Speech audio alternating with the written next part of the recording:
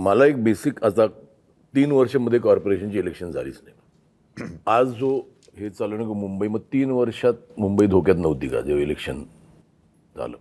माझे एक मुंबईकर म्हणून मी आज जेव्हा घरातनं बाहेर पडतो ना, तर मला खरं सांगू तर मला लाज वाटते की माझी मुलं ह्या शहरात वाढणार आहेत. मी काही गोष्टी रेग्युलरली फॉलो करतो. आजचा एअर क्वालिटी इंडेक्स 183 आहे. ज्याचा आज मी भोगतोय.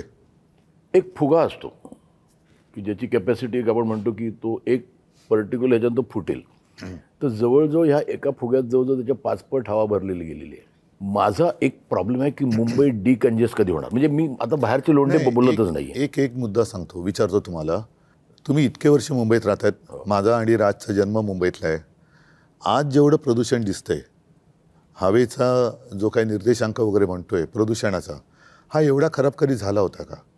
ह्याचं कारण असं की आता यांची जी काय होर्डिंग्ज लागलेत, विकासाची गती नाही आहे, ह्यांची विनाशाची गती आहे. नियोजन शून्य विकास हे याचं कारण आहे. कारण तुम्ही जे म्हणताय ना, एक तर आओ जाओ घर तुम्हाला इथूनच पहिली सुरुवात होते. त्याच्यानंतर साधारणतः आपल्याला नेमकं आज हवं आहे काय? आज जर का तुम्ही पाहिलं तर सगळीकडे रस्ते खोदलेत. जिथे जाऊ तिकडे रस्ते खोदलेत. मोठमोठ्या इमारती उभ्या राहिलेल्या आहेत.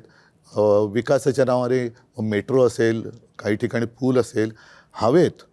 पण ते एका वेळेला सगळं तुम्ही काढलं आहे आणि त्यावेळेला मुंबईच्या खर्चाचा ताळमेळ हा बसवला गेला पाहिजे. मी मुंबईकर म्हणून मी तुम्ही म्हणतो, आपण सगळेच मुंबईकर आहोत. तुम्ही जो कर भरता त्याच्यासमोर तुम्हाला काय मिळतं? प्रदूषण.